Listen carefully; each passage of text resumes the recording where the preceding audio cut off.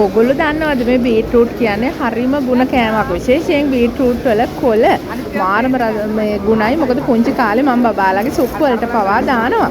ඉතින් මායාවී එළියට ආපු වෙලාවේ ආපහු හිතන පොඩක් පොඩි අඩුපාඩු ටිකක් තියෙනවා. ඒ නිසා මාකට් එක පැත්තට ඔලුව දානවා කියලා ටක් ගාලා ඇවිල්ලා බඩු ටිකක් ගත්තා. ඒ නිසා තමයි ඔයගලන්ට එකතු කරගත්තේ. හැමදාම ගන්න දේවල් ඔයගොල්ලෝ දැකලා තියෙනවනේ. ඉතින් ඒව ඕනේ නෑනේ. අද මම ගොඩාක් බඩු ගන්නෙ නෑ. අවශ්‍ය ටිකක් විතරයි මට ඕන වෙලා තියෙන්නේ. නැති දේවල් ටිකක් සහ මට පොඩි කෑම එකක් දෙන්න ඕනේ සිංහල කට්ටියකට. ඉතින් ඒකටත් එක්ක තමයි මම මේ එළවලු ටික ගන්නෙ. ඉතින් ඔක්කොම දේවල් එකතු කරගන්නේ නෑ. ඔයගොල්ලෝ දැකලා තියෙන එළවලු වර්ග. නමුත් නොදැකපුවා මම මෙහෙදි ගන්න තමයි මම මේ පෙන්නන්න පුංචි වීඩියෝ එකක් ගත්තේ. තව පුළුවන් වුණොත් ආපහු ගන්න වීඩියෝ අරගන්නම්. මොකද හරි බිසි එකේ තමයි අද මේ ගමන ආවේ. නමුත් ඉතින් ෆ්‍රෙෂ් එළවලු දැක්කහම මට නම් පිස්සුයි වගේ. හරිම ෆ්‍රෙෂ් අද නම් බීට්‍රූට්. ඉතින් ඇපල් ටිකක් ගන්නත් ඕනේ.